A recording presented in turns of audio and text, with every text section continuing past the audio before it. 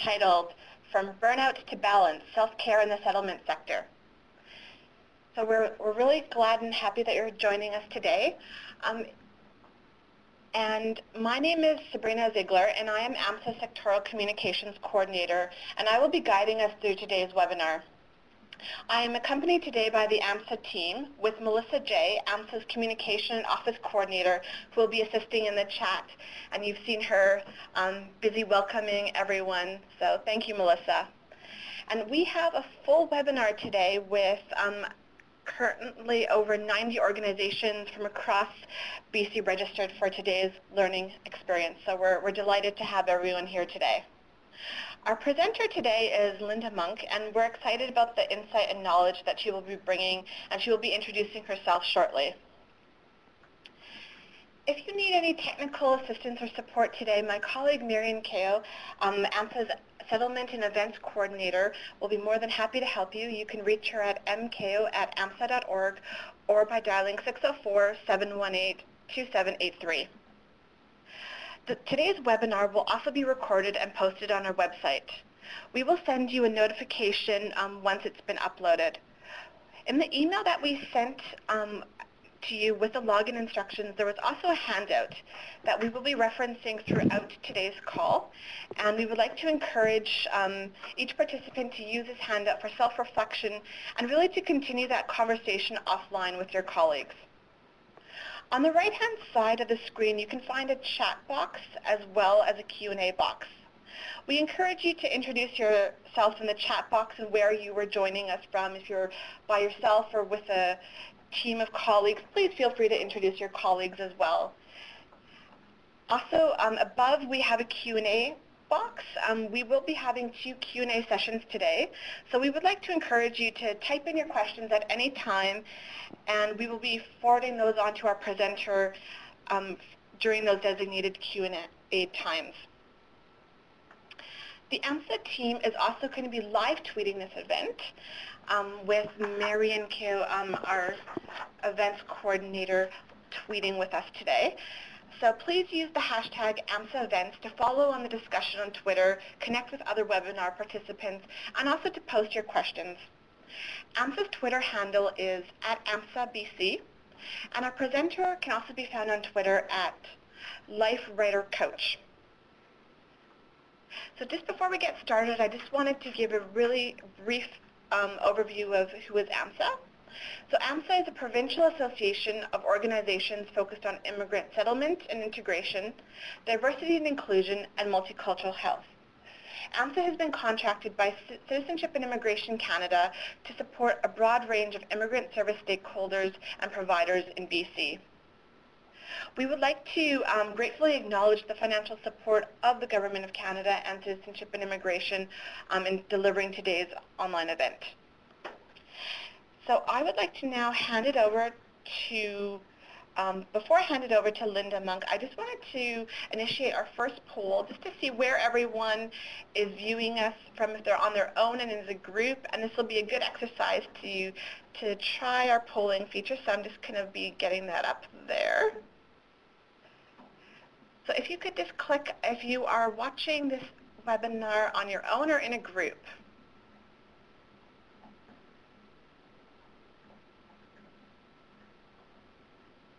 Thank you, and I see the answers are coming in, and it's very evenly situated, 50-50. So thank you for everyone who's watching it on their own, but also in a group, and we would just like to acknowledge that there's so many individuals with us today. So thank you for that.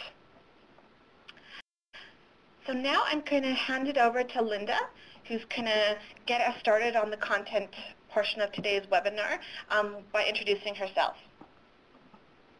Great. Hello, everyone. Good morning, and thank you for being here. I can see that you're all around the province.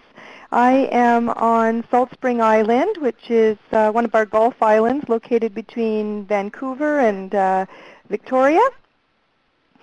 And I can see in the chat people are in snowy places and sunny places, so thank you for being here. I will just take a moment to introduce myself to you. I am a registered social worker and also a certified life coach. And I started my social work career in Ontario in child welfare and spent the first 10 years of my social work career working in very high stress, high trauma work. I did a lot of suicide intervention work.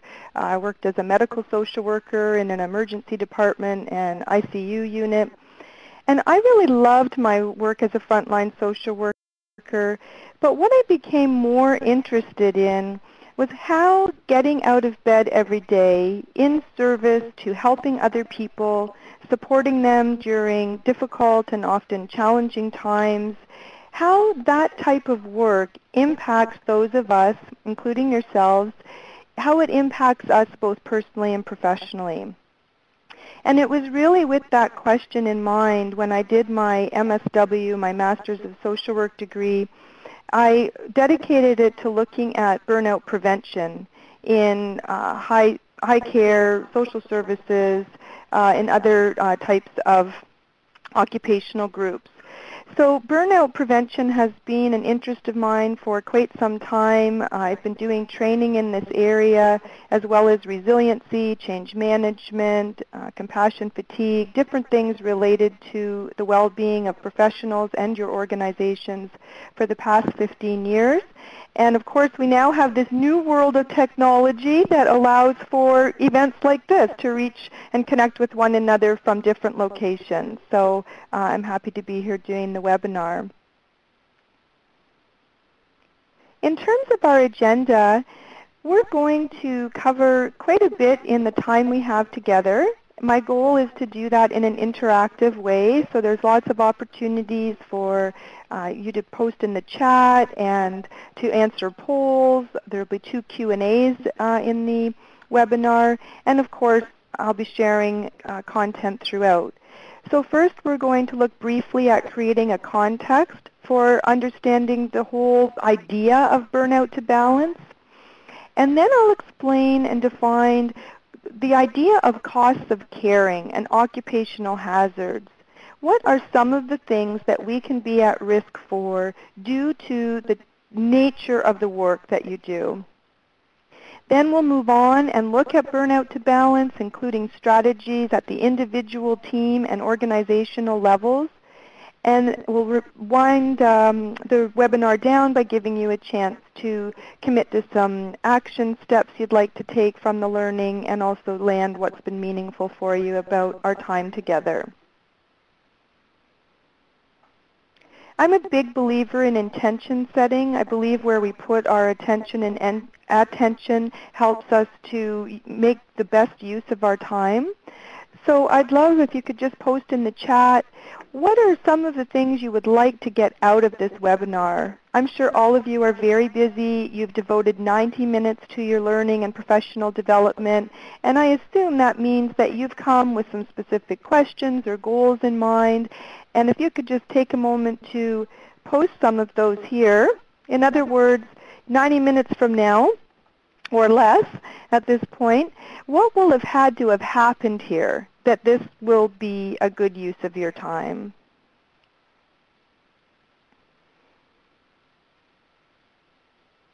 And I know Melissa and others are in on the chat, and I'm also glancing over there. Okay, how to share with coworkers, strategies for self-care.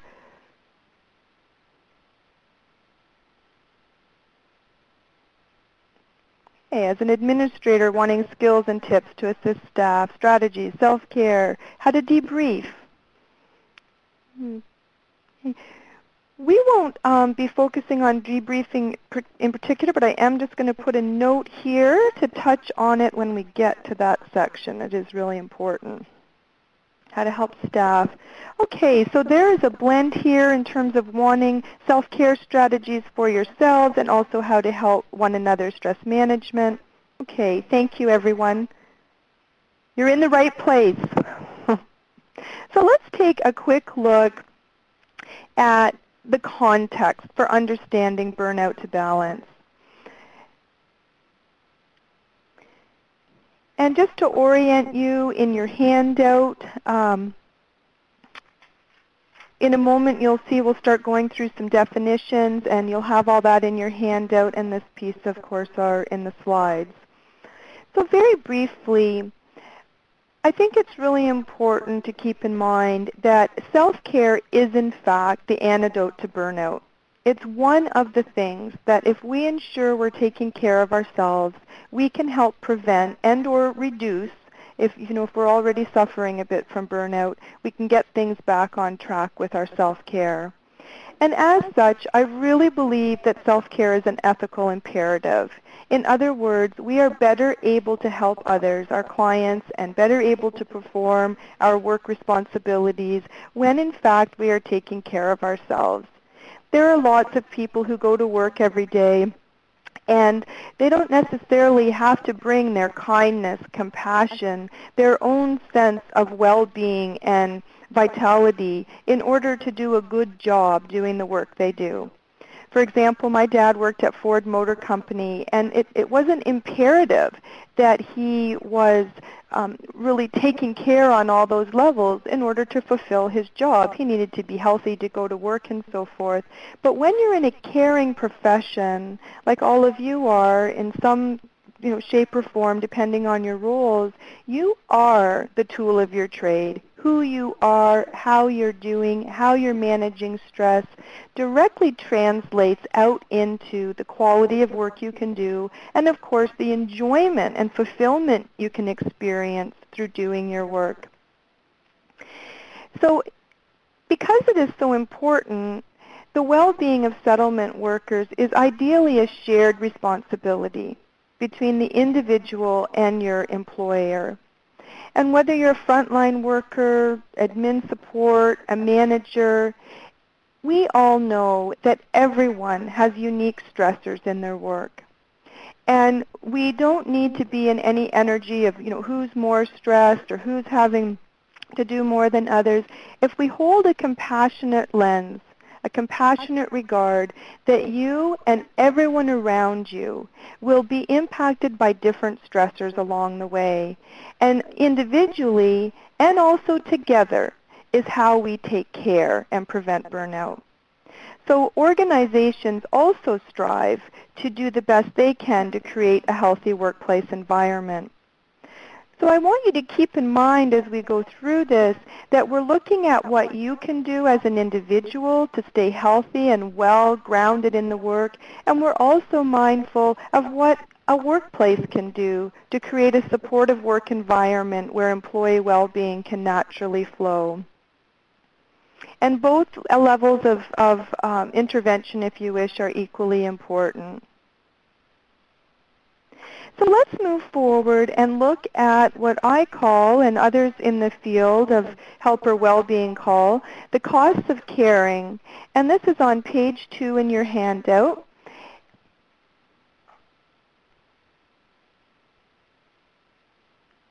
I'm going to go through these very quickly because I know and I can see in the chat that people are really interested in the solutions.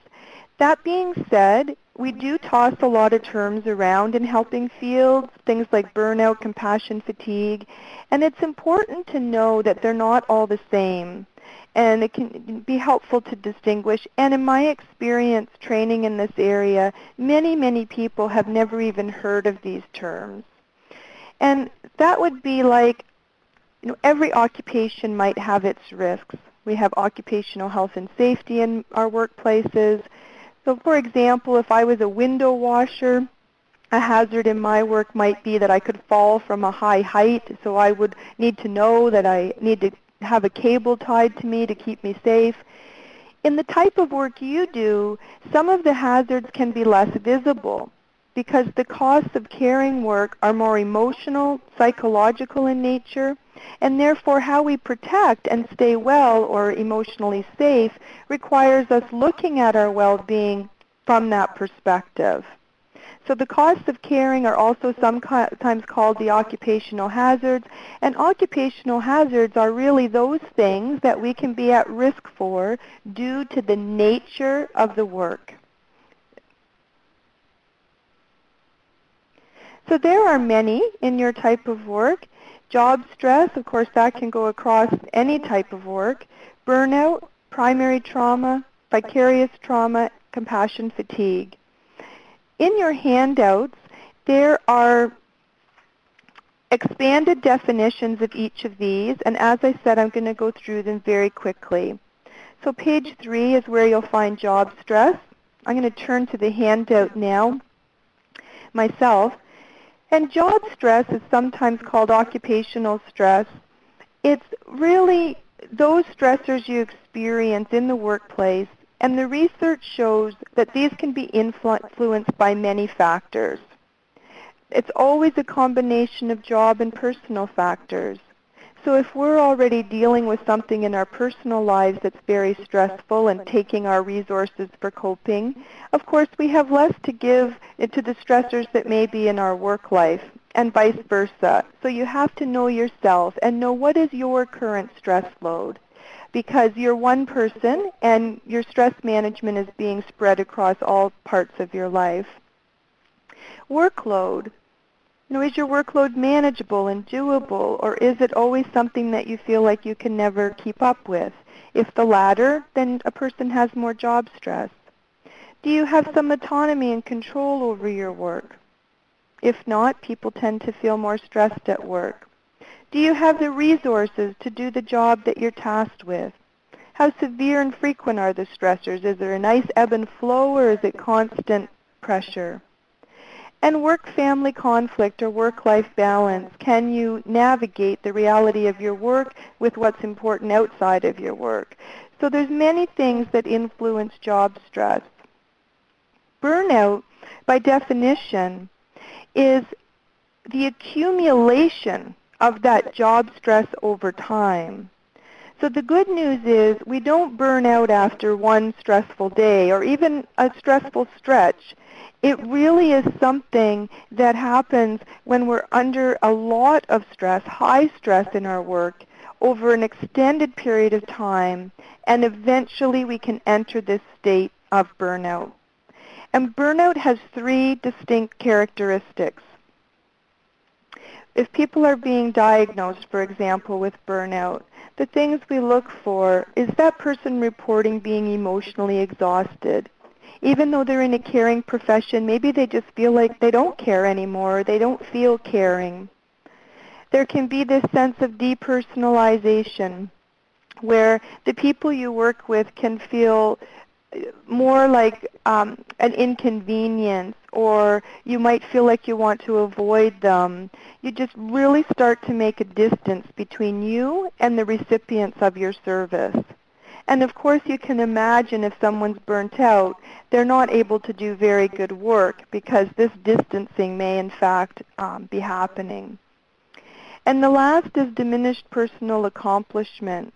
And this is where, as a professional, you may feel like you're not being very helpful, that it doesn't matter what you do, it doesn't create the results you want, and that just starts to be a pervasive feeling. With burnout, you can see here on the slide, burnout doesn't just happen overnight, as I said. It is progressive, it happens over time, and it goes through some distinct stages when it's happening for a person. So what this means is awareness is prevention. The more we can know about this, the more we're able to recognize the signs and symptoms early and do something about it. I'm not going to go through all of these in great detail, but I will say that what's so important to understand about burnout is that it happens to people who were once on fire, who were really passionate and purposeful about what they're doing. They're driven by an ideal. And over time, through job stress and maybe work overload and not feeling enough support, or overextending and not setting enough limits, or not doing self-care, eventually the person gets very tired and disillusioned. They're working very hard. Stage 2, it's very intense. They start to deny themselves self-care. They work through lunch. They work late. They stop doing the things that they know are good for them because they're giving to this work without pausing to give to themselves to replenish. They start to feel miserable, but they don't really know why. They start to feel like, disconnected a bit from the work, get more cynical and frustrated, disengaged, and so forth. And it moves down and down until a person's feeling really empty, quite often can also be feeling depressed, and there can be this complete physical and mental collapse. So for example, I worked with a woman and she was experiencing burnout, and she described how even lifting her hands in the shower to wash her hair was too much. She was tired just holding her hands up to lather the shampoo. And that's an example of a complete physical and mental collapse or a burnout. So I know that's a lot of information, but it's important to understand that burnout is more than stress. It is what can happen to us when stress is high and it does not have enough chance for us to rest, replenish, and be in our optimal state.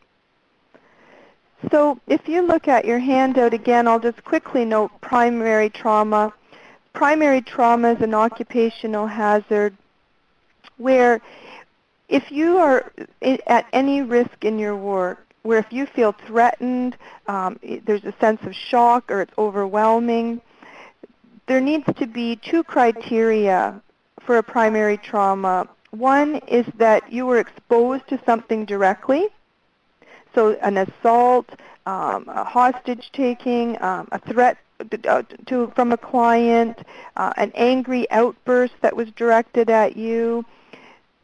Trauma is really in the eye of the beholder. Did you feel traumatized? Did you feel scared? And that response that's intense when you feel fear, horror, hopelessness, this is what primary trauma is. And again, some people go to work and very little chance they could be exposed to this in the nature of their work. But in helping fields, depending on the clientele you serve and their circumstances, primary trauma can be part of the work. And it, of course, then is a hazard. Vicarious trauma is a trauma that comes when we're listening to the traumatic stories of others, when we're empathizing and we have a desire to help. So if I'm a counselor, if I'm working as a settlement worker and I'm sitting down with someone and they're telling me a very traumatic story from their own experience, you're there as the listener, you're there with the desire to help. You can actually be traumatized through hearing all of these stories. And the more stories you hear and the more traumatic in nature they are, the more at risk you are for this occupational hazard. So for example, counselors who work with people who have been abused, people who work in shelters, they're at higher risk for this particular occupational hazard. And lastly is compassion fatigue.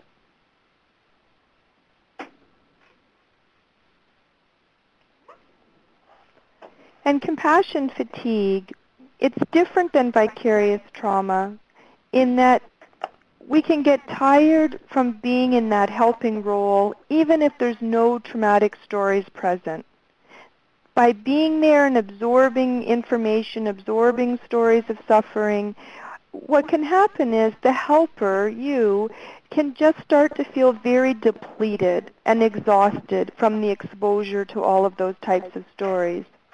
Of course, you can also feel very enlivened and very encouraged, and you see the resiliency of the human spirit. That's known as compassion satisfaction, when you're feeling very enlivened by the work you do, and hopefully that's more often the case than not. So this is a very quick overview. I do full-day workshops on these, so each one of them has risk factors, resiliency factors, things to know about them in order to prevent them. But the most important message here is that there are different occupational hazards. They're not all the same, and they're relevant to the nature of the work that you do. So we're focused here today on burnout, and know that self-care is helpful to prevent all of these things. So you've heard a lot. I just want to pause and give you a moment to consider these occupational hazards: job stress, burnout, primary trauma, vicarious trauma, compassion fatigue. What situations or circumstances do you personally find most stressful or most challenging? All of us have things that are stressful and challenging in our work. Often we can feel quite isolated with those things, and part of balance and part of well-being is being able to understand a bit from each other what those things are. So for example, I know that AMSSA has recently gone through some funding changes where funding's gone from provincial to federal, and as a result, there are some programs that maybe you've been able to offer your clients in the past which you currently can't offer. That could be a stressor and difficult and a challenge. So that'd be one example. But if you could just take a moment and offer. These come up in the poll anonymously, so your names are not attached to them, just your responses. So a lack of control, knowing what should be done, trying to meet the needs of clients with limited resources. Yeah, when plans or schedules change without advance notice, that ability to have some control over your work and good communication so you know what's going on. No breathing time, people coming at you. Yeah, getting resistance. Here's communication again. Yeah, communication is critical because it gives us more control. It gives us more sense that we know what's going on, and that can reduce our stress. Limited resources, this is coming up quite a bit here. When we work, and I've worked many times myself in this situation where we kind of have that feeling that we need to do more with less, or there's not enough resources, financial or otherwise, we always have to take a look at what's possible. With what I do have, what's possible? And also look at what's in your control, because you can't necessarily control where the funding gets allocated or resources get spent. But you can control what you do with what you have. And sometimes that means setting limits, and sometimes that means saying no, and it's not easy. But being with the art of the possible. Deadlines, yes, pressures, working under pressure. Feeling responsible for so many people. Organizational politics. Many people will say that the most stressful part of their work is the politics or the dynamics in the workplace versus the actual work with the clients. And that's a real invitation to spend some time looking at what does it take to make a healthier work environment that is in fact less stressful for people. Because the nature of the work is stressful enough. So we want to try our best. And everyone has a responsibility for this, frontline workers and managers and the organization at large. What can you do together to look at what's working and maybe what could be improved to make the organizational environment a less stressful place?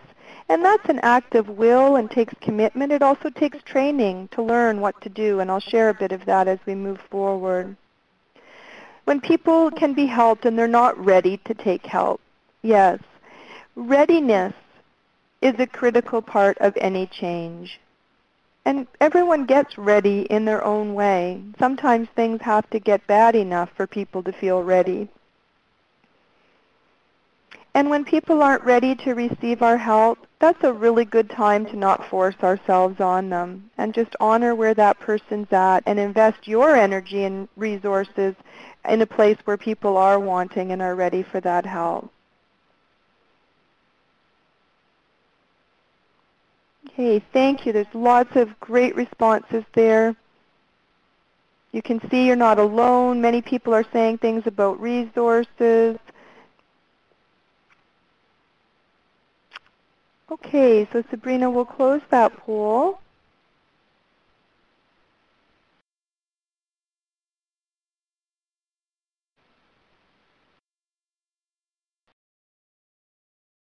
Thank you.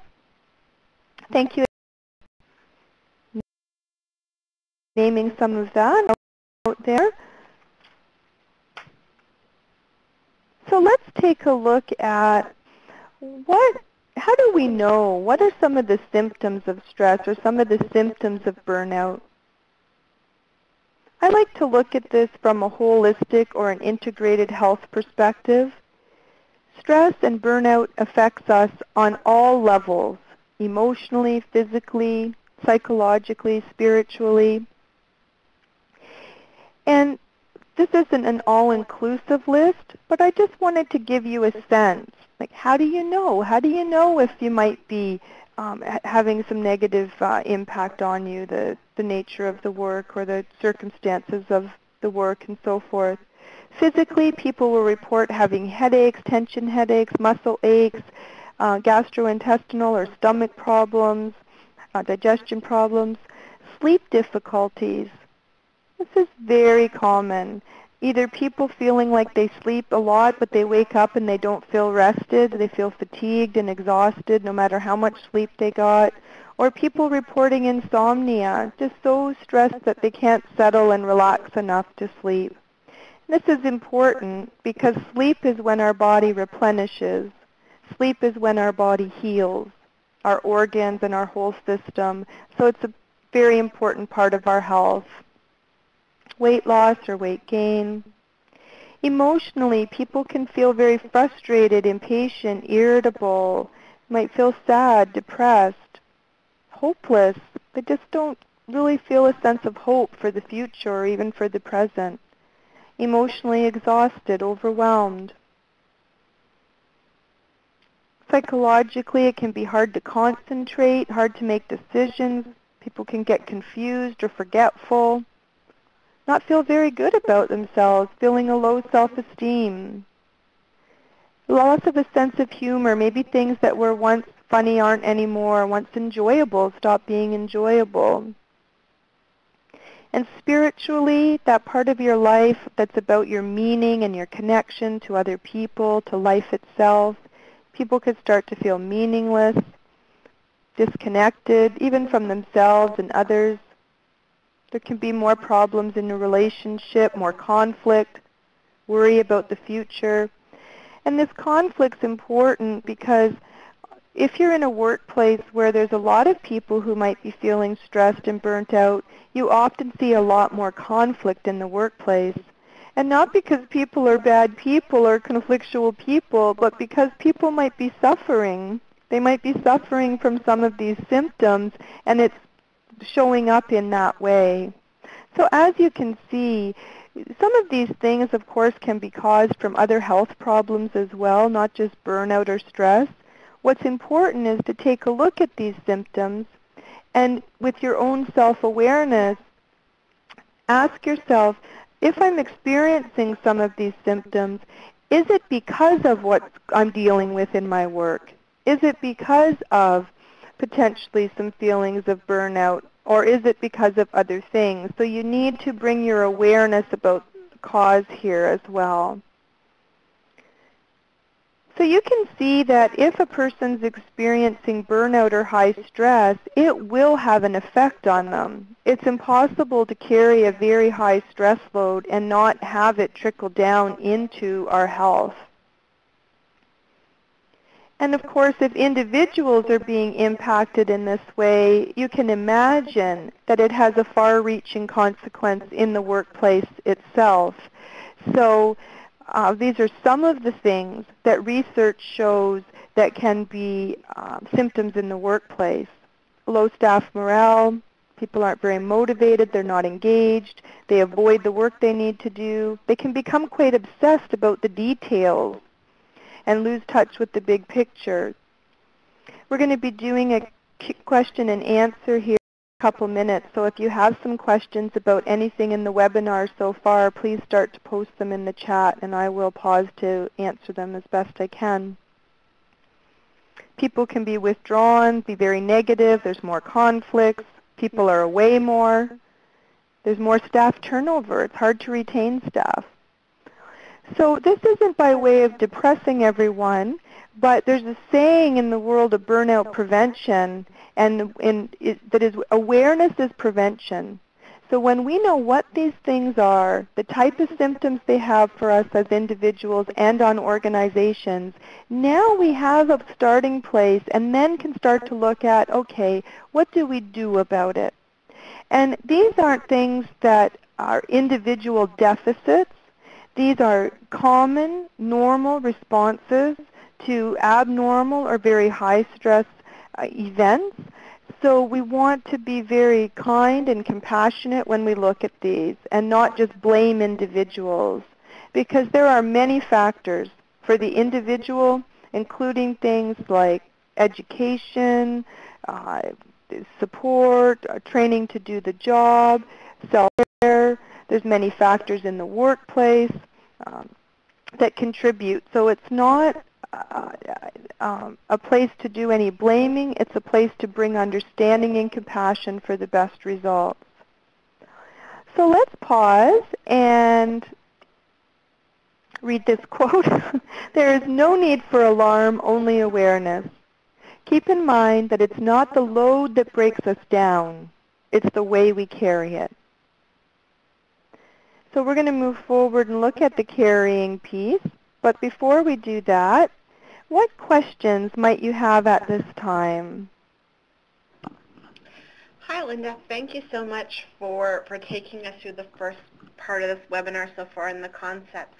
There was a question that came up regarding compassion fatigue, in particular if there's certain professions that are more susceptible to experiencing compassion fatigue. If you could just expand on that a little bit.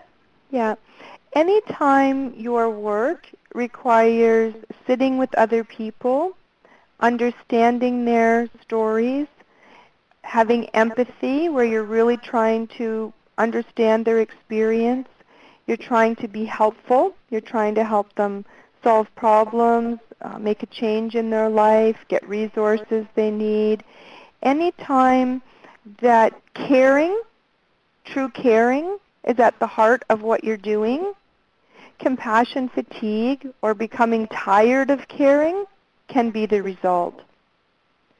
So counselors are vulnerable to this, social workers, healthcare professionals, many of you, I'm sure. People in the clergy, military members can be vulnerable to this. When you're needing to be present with compassion in order to help, that's when it can happen. Okay, thank you so much, Linda, for expanding on that. We just have one more question, and I don't know if this is something that you will be touching upon later, but it's referring to the 12 stages of burnout. What can you do as a colleague, like if you're noticing a coworker of yours starting to go down those 12 stages, what can you do as a colleague to support somebody? Yeah, that's a great question.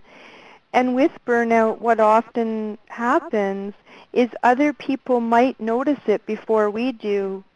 Because typically people who are burning out, remember I said they're people who are hardworking and passionate and really care. Typically what they'll do is push even harder. They'll work even more when they're starting to, feel a bit burnt out.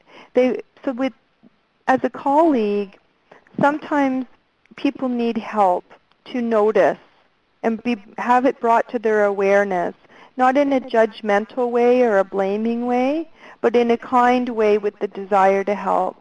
I've noticed you've stopped taking your lunches. I've noticed that you're, seem a bit more impatient and more frustrated. And I'm wondering, how I can help or what you might need. Because you want to be concrete, let people know what you're seeing so that that person can see it themselves.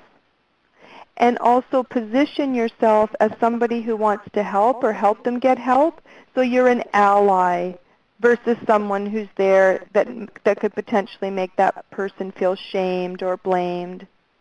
And of course, we have to think of managers because managers have such a high load. They carry so many pressures. They have it coming at them from all directions, and quite often get a lot of, blame and witnessing the frustration people might have in situations where they may not be able to make a change either. And so we have to be mindful of different people and how they might be doing, and be, as a colleague, always come from that place. How can I help? How can I be supportive? So because you'll be someone then that helps to create that healthy work environment. Thank you, Linda. Thank you for sharing that. I think that was invaluable for everyone. I know for us here at AMSSA, that's something that we're always looking to strive for, how we can support each other as well. So I think we could continue right now with the rest of the content and looking at the strategies for individuals, teams, and organizations. Great. And there will be a chance for more question and answer at the end. So what do we do about all this? There's no magic wand. There's no quick fixes. Complex problems, which burnout is. The good news is they also have complex solutions. There's things we can do. So let's take a look. First of all, the title of the webinar, Burnout to Balance. We've talked a bit about what burnout is. What's balance? In my experience, balance is one of the things that stresses people out the most. People trying to achieve work-life balance, it can be stressful because people often feel like they're just not getting it. It's not happening. So you're not alone if you feel that way. I know many people do. But let's take a look. I like to think of balance as both an inner state. What's my internal state of harmony, health, vitality? And my outer state, what's going on in my life? Work-life balance, common term. Really, is that flow between our personal lives and our work lives? Is that manageable, or is it completely out of balance or unmanageable or stressful? When we're in a balanced state within ourselves and within our circumstances, this is the most ideal state for effectively dealing with stress. When we're out of balance, it's much harder to reduce stress. So getting to a balanced state in the day-to-day, in our overall life circumstances, is in service to preventing burnout and staying healthy and well. Work-life and the idea of balance is often referred to, is there a healthy blend? And you can ask yourself, between your work, your time for play or enjoyment, and rest. So we're looking at some key areas, and when I do work-life balance coaching with clients, I included one of my favorite coaching tools in Appendix A of your handout, which is on page 17. It's self-explanatory, but it's a wheel of life tool. And it looks at different parts of your life, career, money, health, and so forth. And it gives you a chance to rate your level of satisfaction from 0 out to 10 in each of these areas of life. And balance isn't so much about evening everything out, because that can feel impossible at times, but it is about, am I tending to the things that allow me to feel joy, to feel healthy, to feel engaged? Am I giving time and attention to the parts of my life that really matter to me? So your career matters, I'm sure. And I'm sure lots of other things matter to you too. So it gives you a chance to look at your levels of satisfaction, because when we put our attention and energy on the things that matter to us, that helps us manage stress. Sometimes we might be putting a lot of time into things that may be not in service to our balance or our health and well-being. So this is what balance is. It's different for everyone. What balance means to me isn't what balance might mean to Sabrina.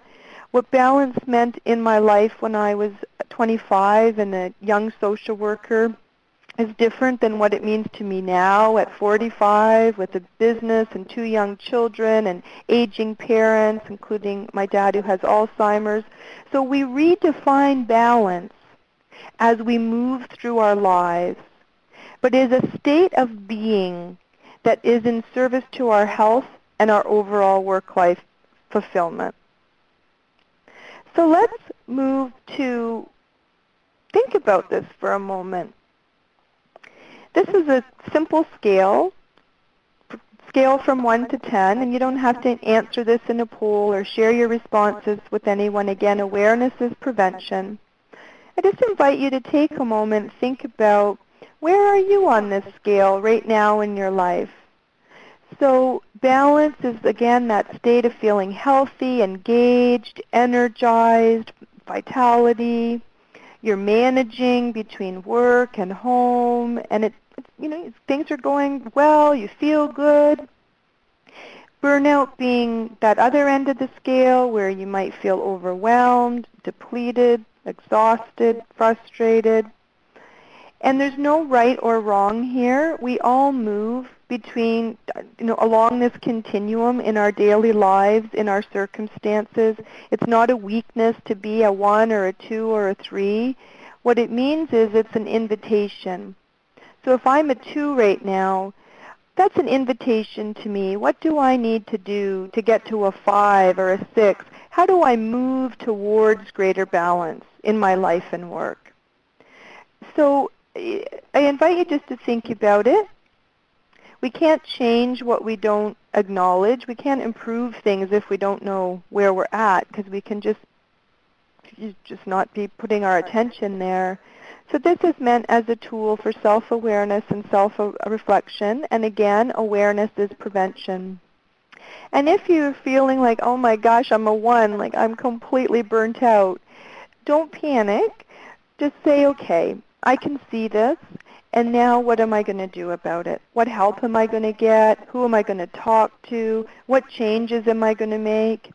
And if you're at a 10 and you're feeling really balanced, you have that extra energy potentially, that extra reserve. How can you look around and maybe be support to someone who may be maybe down at a 2 or a 3 or a 4, and you don't have their numbers in front of you, but from working together and being together, you can have a sense of each other along this continuum. Doesn't mean we're always right, but to use that energy to think of moving as a group along this scale as well. So as a group, are you feeling relatively balanced? As a working team, or is there signs of more burnout in your group? And how can you as a team respond and bring this number up?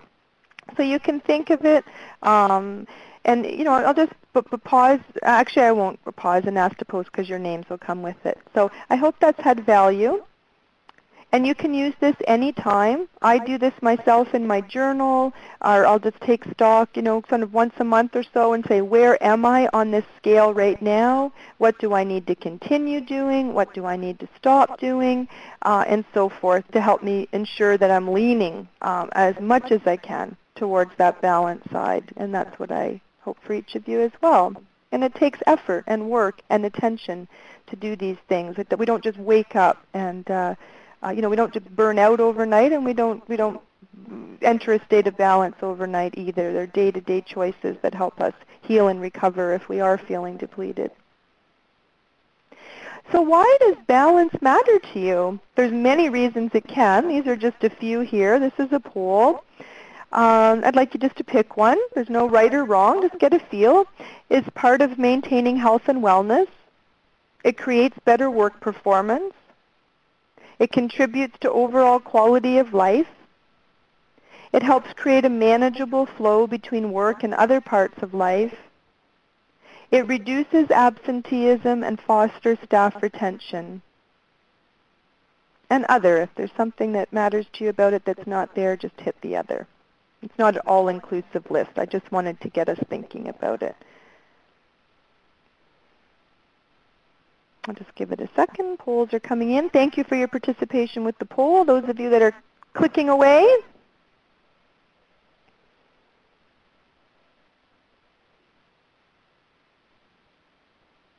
Okay, so lots of responses, sort of equal responses. It's part of maintaining health and wellness, and it contributes to overall quality of life are the highest responses. And some people have said it helps to create that manageable flow between work and other parts of life, better work performance. Okay, excellent. Thank you.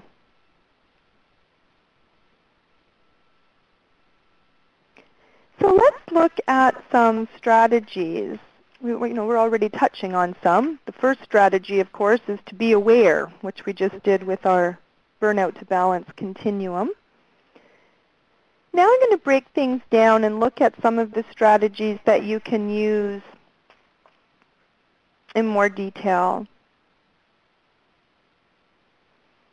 So individually, one of the key things is we cannot be balanced if we don't take time for ourselves.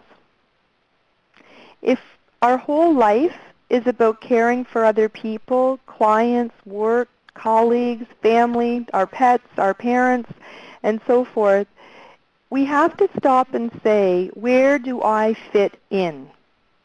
Where do I take time for my mental health, my physical health, my emotional health, my spiritual health, whatever that means for you? And I've provided you with a very helpful, I hope will be helpful, Selfcare assessment tool. It starts on page 19 in your handout.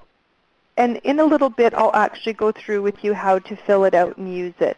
And you will learn all kinds of different things in there about things you can do in each dimension for self-care. I've pulled out a few here. One, needing to set limits and boundaries. What do you say no to? Guilt-free no. What do you say yes to? And are they in service to your well-being and balance? Boundaries are critical in caring professions. There will always be greater need than what we can fill. There will always be more clients than perhaps we're able to serve. It's the nature of the work. And so you have to be realistic. What piece of contribution can you make and also stay well doing it? Because you're, of course, in no benefit to anyone if you're not healthy and well. And your own quality of life needs to be a top priority. Seek support. We are not meant to navigate all the stressors of the type of work that's about caring and helping others without support. Personal support. Who are the people you can trust and talk to? Professional support. Professional training to do the job. This is where debriefing can come in. Debriefing that's done in a skilled way. Critical incident debriefing is an actual skill set and strategy that is in particularly helpful when there's been a traumatic event or a critical incident. It's meant to help people recover psychologically afterwards. Taking time to relax and replenish. There is something called the relaxation response. It's the opposite of the stress response. And our bodies and minds need to be in moments where this happens. So sometimes people will watch TV, which might be relaxing for some, but the truth is your mind's still very engaged. It may not, in fact, be taking your body to a relaxed state. Relaxed states are calm. They are, people's blood pressure goes down, their heart rate slows down. There's a state of being that you're trying to reach when you're truly relaxing. Another strategy is to take a look around your life, your work, and say, what are the stressors? Right now in my life, what are the things I find stressful? Is it workload, a conflict I had with a client, something that's going on in another part of your life? And what can you do about it? So for example, if you've had a conflict with a colleague, that can be very stressful and impact people around you. What can you do to resolve that conflict and reduce that stress? So we have to be active agents. We have to be willing to look at what's stressful and then ask ourselves, what can I do about it? And be proactive. Because that's empowering. That gives you a sense of control. It helps us not be victims. And that can really help us achieve balance. Actually put energy into striving for work-life balance. If we don't actually strive for it, we're certainly not going to achieve it. So talking about it is one thing. Actually doing things, taking an earnest look at your schedule. Is there time in there for fitness?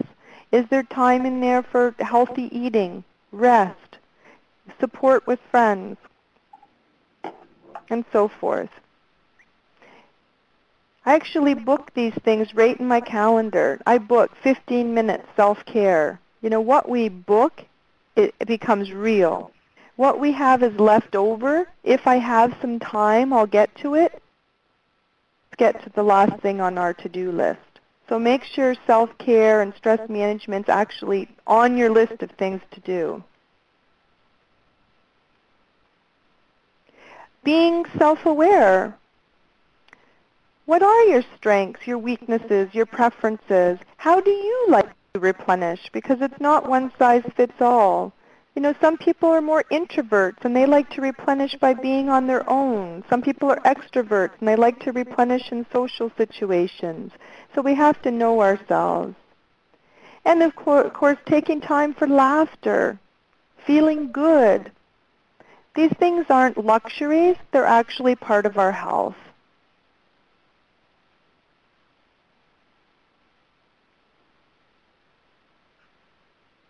I know that's a lot, but just take it in. Just self-reflect, see what's landing for you, what has value for you. Think of things you may like to be doing differently. Also think of things you're really proud of. You're all, I imagine, doing something to take care of yourselves or you wouldn't be on this webinar. So honor yourself. Honor what you're doing for yourself with your colleagues, in your teams and workplaces.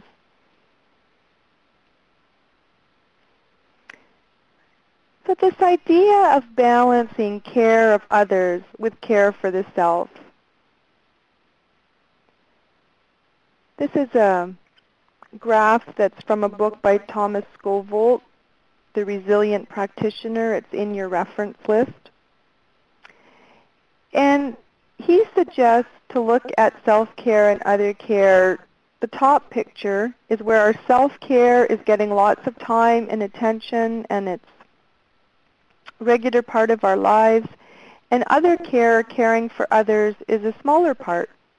And this picture could be true, like I have a friend and she doesn't have any children and she lives on her own, she's not married. She actually spends a lot more time engaged with self-care than caring for others because of her circumstances.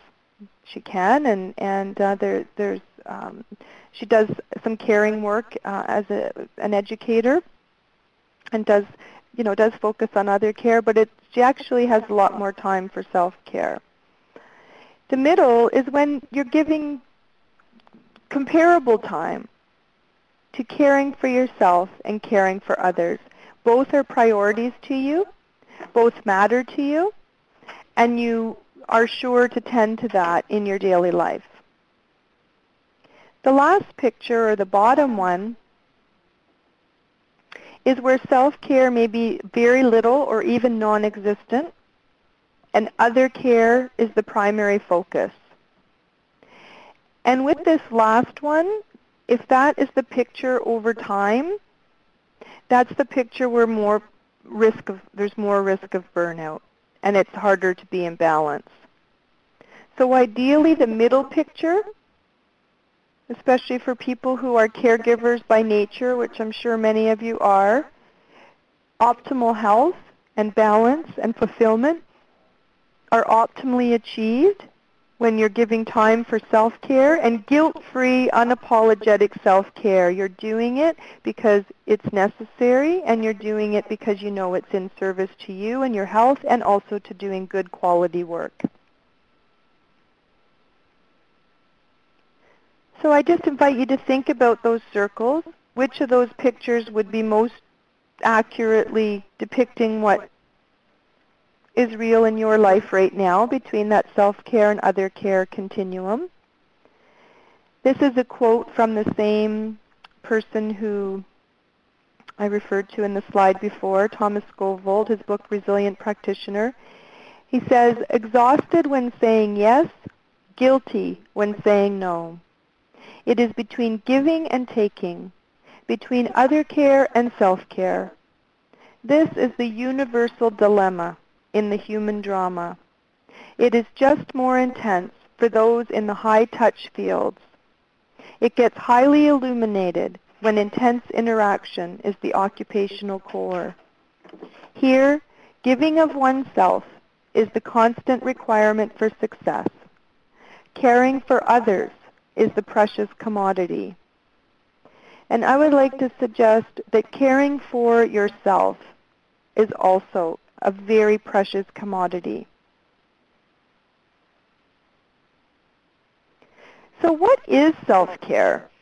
This term, self-care, we hear it, we talk about it.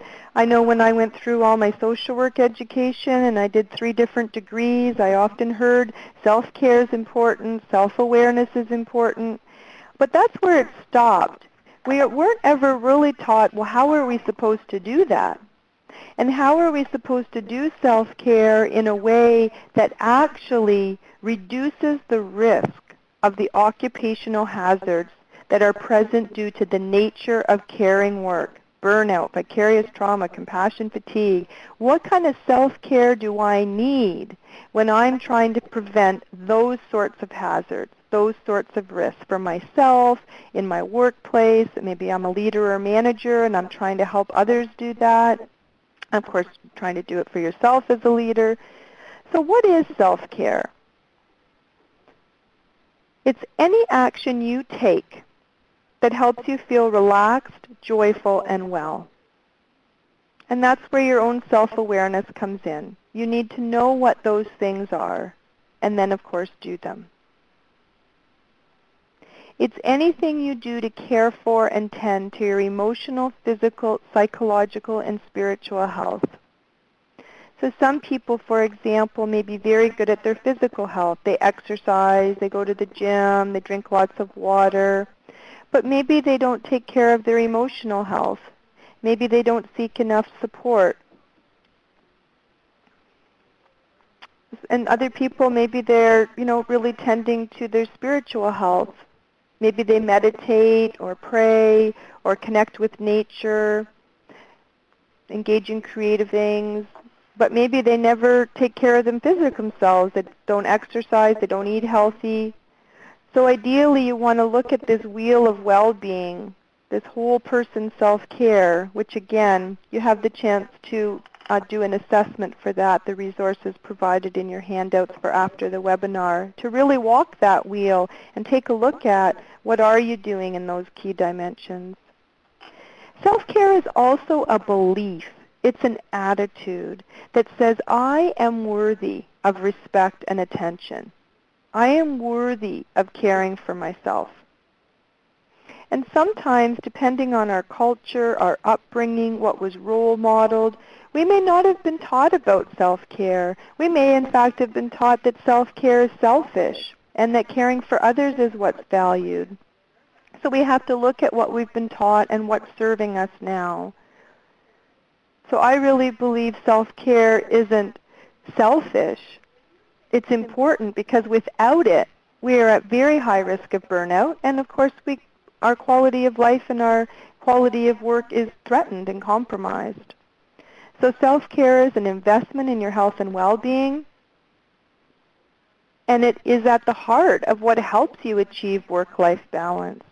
Because when you're caring for yourself, you're in a healthier state and you can look out more realistically and accurately at what's going on with work-life balance and make adjustments accordingly.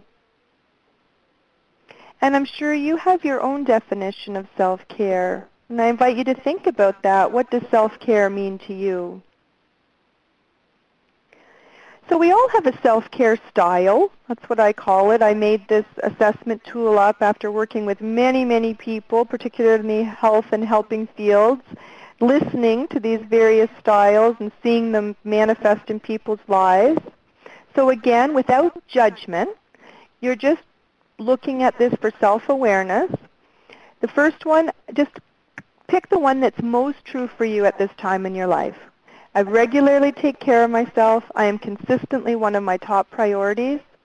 I take pretty good care of myself. I tend to take care of myself when I have no choice, i.e. when you start to get sick or you can't function, it's like, okay, I better do something. I never take care of myself. And I think people who take care of themselves are selfish and only think about themselves. And I've met many people who hold that belief. Okay, so answers are coming in. Thank you for those who are participating.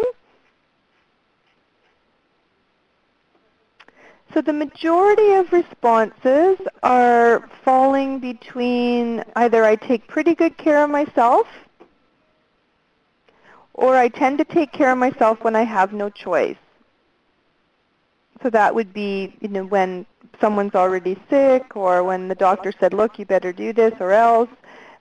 Something's kind of forcing it. So that's coming in, and that's very common. So compassionate with yourself. Yeah, pretty much equal split coming in. I take pretty good care of myself, and I tend to take care of myself when I have no choice. There's only one person who has responded, or one group. It could be multiple. I never take care of myself. Okay. And what we'll find is that, thank you very much, is that generally speaking, people who are taking care of their health, taking care of themselves, have less negative stress effects because they're managing stress, and less health crises or health problems than people who are taking care of themselves. So you'll see a direct correlation. So if somebody says they never take care of themselves, chances are that person is at higher risk of experiencing some of those burnout symptoms and stress symptoms because there's nothing coming in there to help them mitigate it or get it down. And that's not a judgment, that's a call to change and action.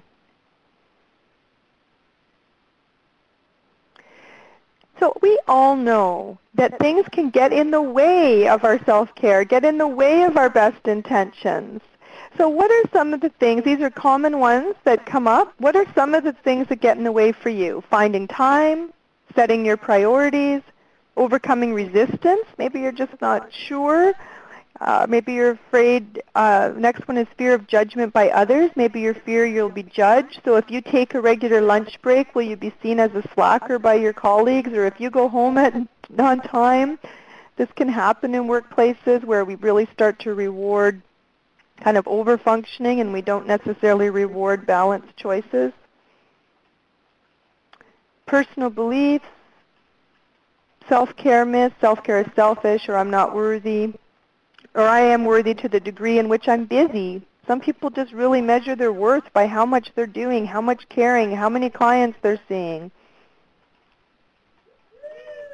Okay, so we have the majority of responses are around finding time. And of course, we all have the same amount of time. We have 24 hours in a day. So we have to find a way to carve out what we have. Even small self-care breaks can give us a lot of benefit.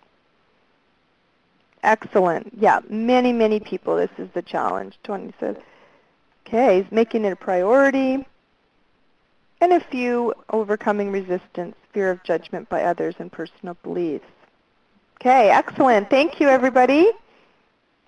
And of course the question is, once we identify what our obstacles are, and we all have them from time to time, is what do you need to do to overcome the obstacle so that it's easier for you to really make your self-care and life balance a priority? So let's just pause for a moment. Take a moment for some mindful breathing. We've covered a lot, and we still have more to cover. This is a strategy that you can use in your day, on a break, before you go to bed, on your drive. The research shows that when we bring our attention to our breath and we intentionally slow it down, get present with it, we help to trigger the body to that relaxation response. And if we do this often enough, the body learns, okay, now I'm here, now I'm breathing, now I'm relaxed. So let's just try it. So you don't have to do anything special. You just want to put down your pen and your notes if you're taking them and turn away from your handout. If you feel comfortable, you can close your eyes. For those of you in the group, if you prefer to have a soft gaze, just look forward, look down at your feet or the table. And just eliminate any external distractions so you can focus inward. Just begin to notice your breath. Notice it enter and leave your body, giving you life. Notice the inhale, your exhale.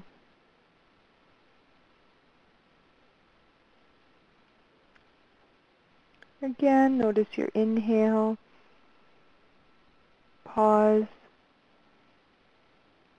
and exhale. And know that that pause is always available to you in every breath. That space between your inhale and exhale.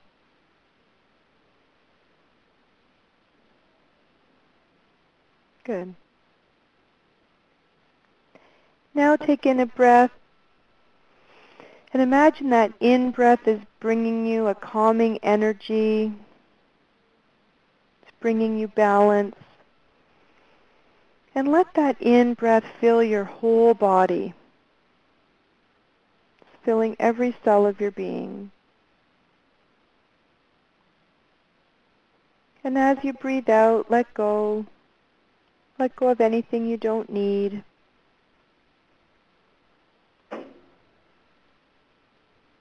And as you are sitting here breathing, just be aware that you are alive, sitting, breathing. If your mind wanders, no problem. That is what the mind does. Just notice, invite it back in a gentle way to this one moment in your life.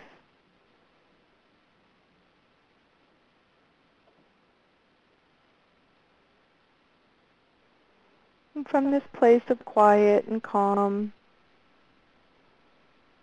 invite an openness.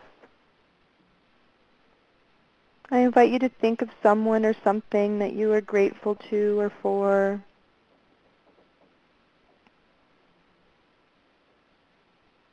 And as you reflect on that blessing, you might hold a quiet thank you in your heart.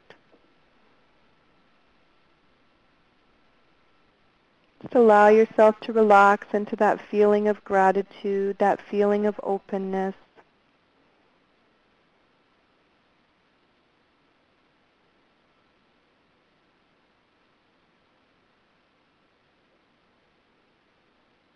Just take another moment to bring your attention to your breath. Notice your inhale and exhale.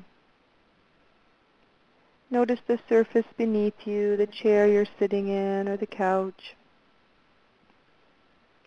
Allow your physical body to drop a bit more fully into that surface, allowing yourself to be supported.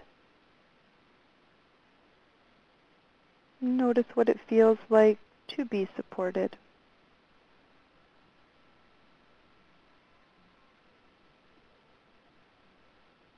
And take one final breath in. Inhale, calm. And on your exhale, release anything you want to let go of. And slowly open your eyes or look up. Bring your attention into the room that you're in.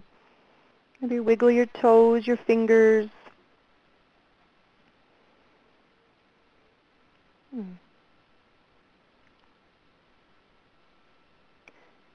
So mindful breathing, there's some tips for it in your handout, is a stress management practice. It's easy, it's free, you're breathing anyway.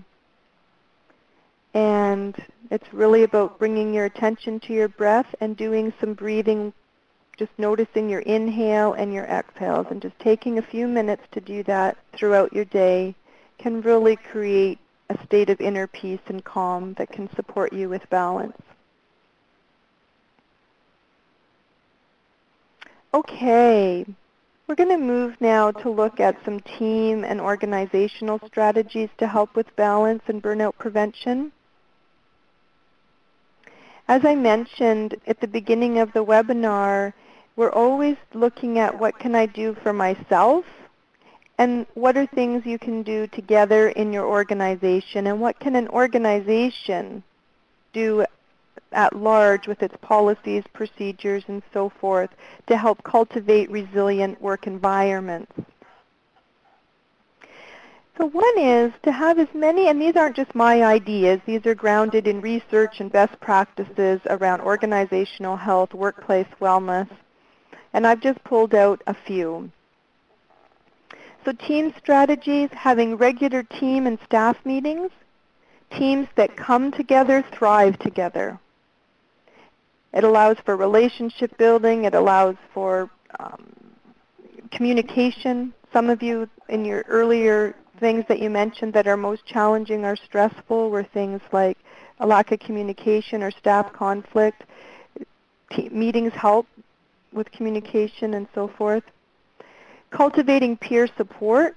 Peer support is one of the things in the research that mitigates burnout. The more peer support there is, positive relationship with colleagues, chances to come together, that creates resiliency.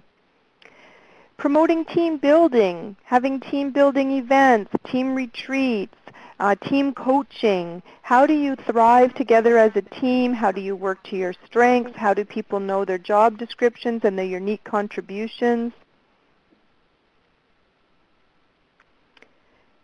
Having supervision where it's necessary, and supervision in caring professions should include not only case review or clinical review or what's happening with the work, but it's also proven to help to have a piece that's around how you're doing as an individual.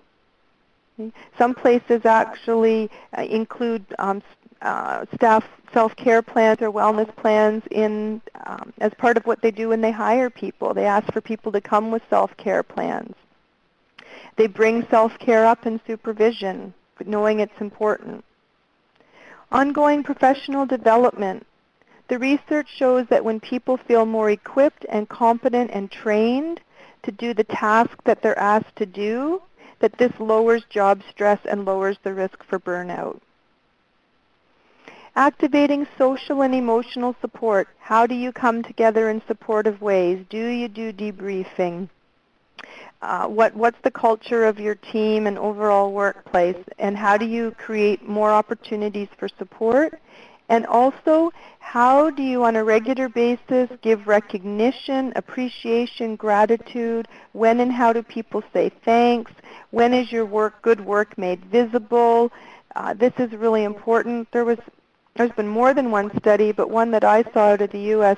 Congress of Labor, thousands of people were interviewed and asked why they had left their jobs, their last jobs, and over 70% of the people responded that it was due to lack of recognition.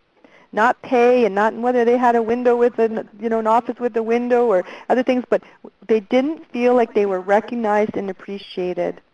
And again, these things don't cost a lot of money, but they go a long way.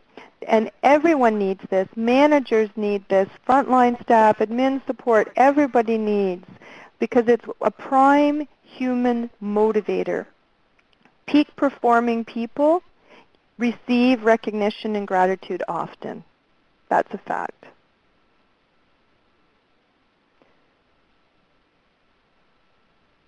So again, around peer support, the amount and quality of social support that a worker receives is an important predictor of health and well-being. It's from my colleague, she's a psychologist, Dr. Patricia Fisher. Christine Maslach, who's an expert in burnout prevention. Support from coworkers provides a helpful buffer against daily work stresses. Research shows peer support helps prevent burnout.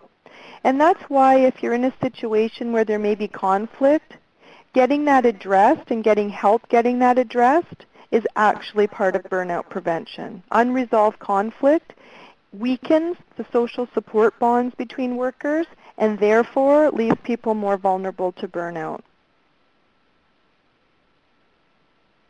So I invite you to think about what's one thing that someone else has recently done to promote your wellness. We're looking at self-care to we care. How do we do this together? And what's the culture of peer support for balance?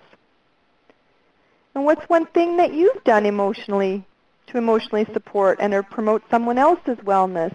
Maybe you got them up from their desk when they weren't taking lunch and asked them to go for a walk. Maybe they were having a tough day and you took a few minutes to listen and care. You might want to just post some of those responses in the chat. What's something someone else has done for you? What have you done for someone else?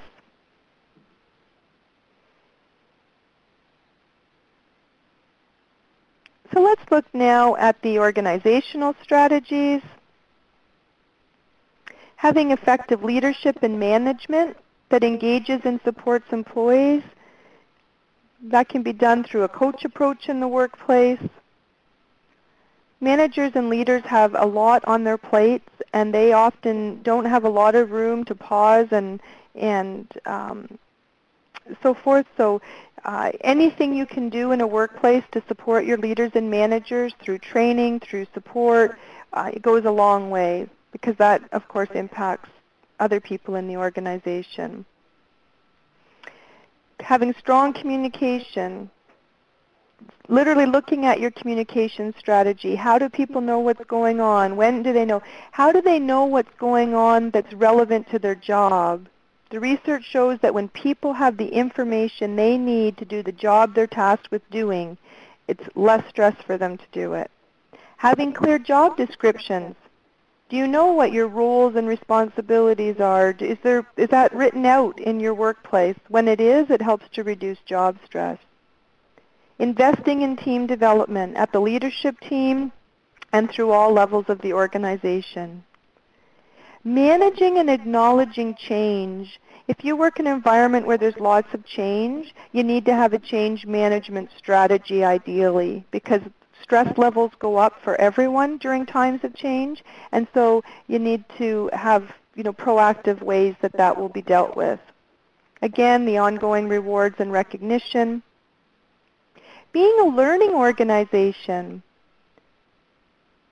where are there opportunities to learn about stress management, burnout prevention, a webinar like this, learning about elements about the work itself, creating an environment of respect and trust. And what does respect and trust look like to the people in your organization? How is that honored and fostered? Workload management.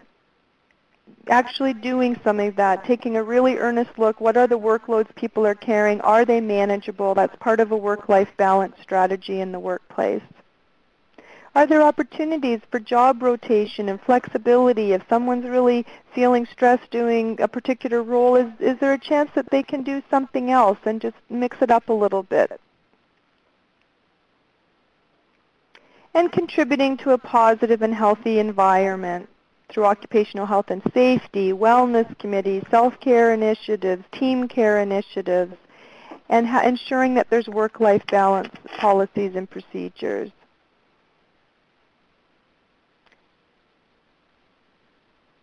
And I can see some things coming in here. This is another chance to pause and reflect.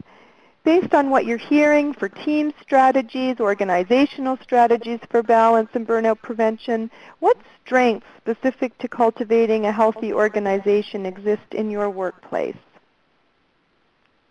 currently? And what opportunities are there? What new ideas are you hearing that might be entertained?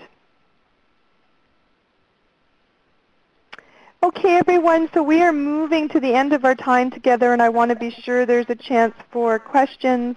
So I invite you, in terms of taking your own inspired action based on what you've heard, what you've been noticing throughout the webinar, what is one thing that you know that if you did in a regular way would help you reduce stress, avoid burnout, and contribute to work-life balance in your own unique circumstances? It could be personally or in the workplace. I'd love to see some of your action ideas come up here in the chat. One thing that you know they did in a regular way. And in terms of landing the learning, we have our final poll. I know I'm asking you to do two things at once. But just to get some responses, what is the most valuable thing that you've learned during this webinar? One thing you're taking away. Could be a new idea, a reminder, something you didn't know before.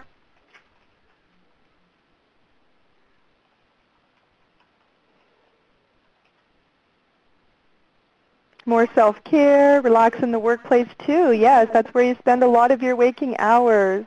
More self-care. Self-care is not selfishness. Yay! Better understanding of what burnout is, self-awareness. Yes, like the quote, when we walk in the mist we get wet. In other words, the nature of the work can impact us. That's not a negative, that's not a weakness, that's just something we need to take care around. You're important and should take good care of yourself, absolutely. Dealing with conflict, mindful breathing, awareness, and allowing happiness. Looking at the whole life and adjusting around balance. Yeah.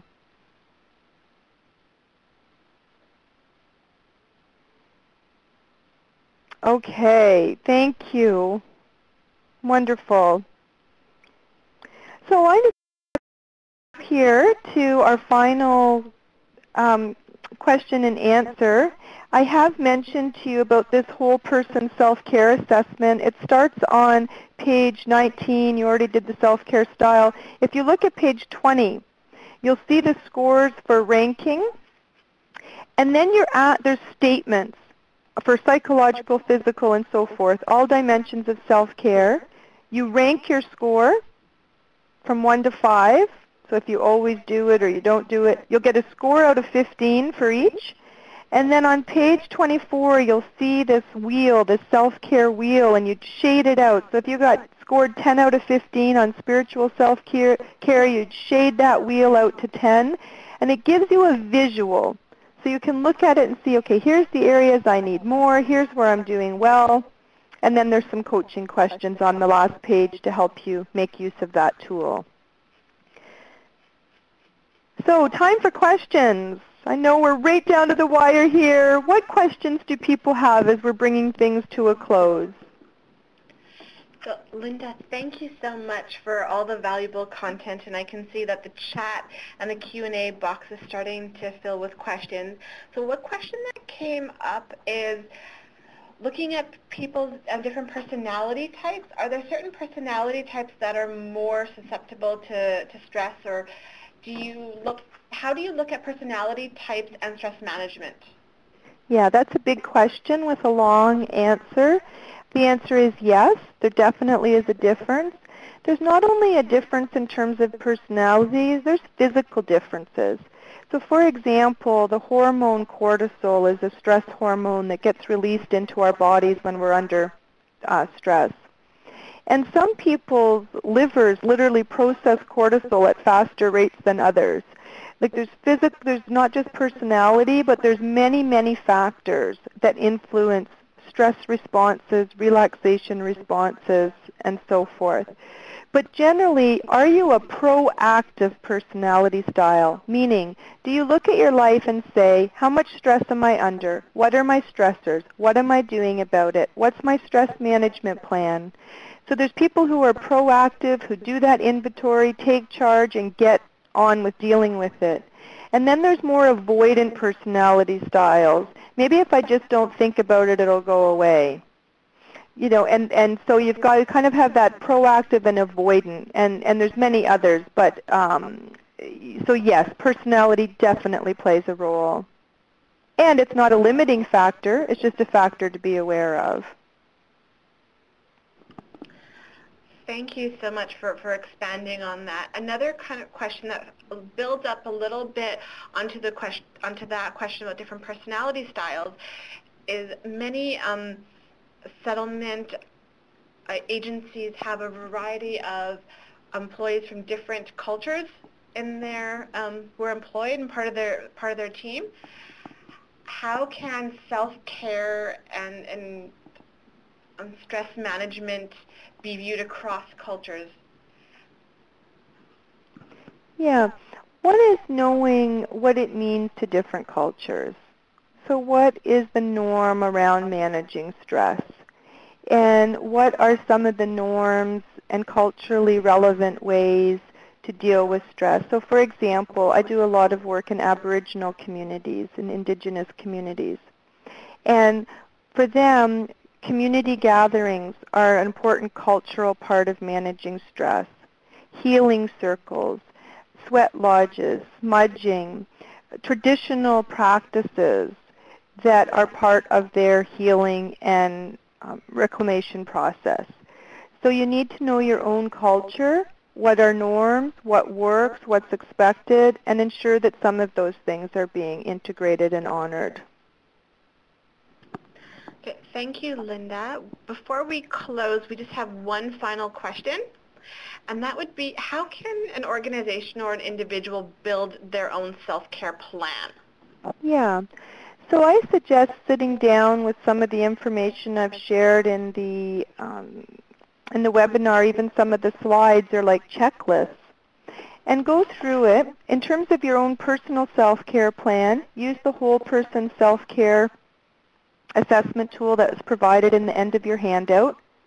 It literally will help you, start to map out a self-care plan for yourself. And in the organization, I suggest sitting down with those strategies and saying, okay, what are we doing for team development? What are we doing around supervision? What are we doing around rewards and recognition? And begin to put a team and organizational strategy together based on some of those dimensions of organizational health or self-care in the workplace. Okay. Thank you so much, Linda, for sharing all this invaluable information. I know that it was very valuable for us here at AMSSA, and I'm certain that it was very informative and useful and valuable for everyone listening. So I'd like to thank everyone who's really joined us today. It's been a dynamic discussion. The chat and the polls have been engaged, and thank you so much. And please remember, we did record this webinar, and we will make it available for you and your colleagues to view online on the AMSSA website. So please watch your email or SettlementNet weekly alerts for the information when it will be posted. And before we wrap up, I'd like to acknowledge that funding for this event was provided by Citizenship and Immigration Canada. And finally, I'd like to say a huge thank you to the AMSSA team today for all their work in making this event happen. Thank you so much. Please keep an eye out for your evaluation forms, which will be sent to you via email today. Your feedback is valuable and important for us to improve and expand on future events. So we please ask you that you fill it out, and if you watch this webinar as part of a team, to also forward that to your colleagues. So thank you so much, Linda. I'd like to just thank everyone as well, and thank you for being here in the webinar, and also thank you for the work you do in the world. There's lots of things you could do, and you choose to be part of organizations that truly are in service to making a difference in people's lives. So thank you for the work you do, and thank you, Sabrina, and Melissa, and Katie, and Bahar, and others who helped the pre-work of the webinar. Sabrina, you've been a joy to work with, and webinars like this take a lot of work. So thank you for that, and thanks to all of you for the honor of being your facilitator. I've appreciated our time together. Okay, thank you so much from the AMSSA team. Goodbye.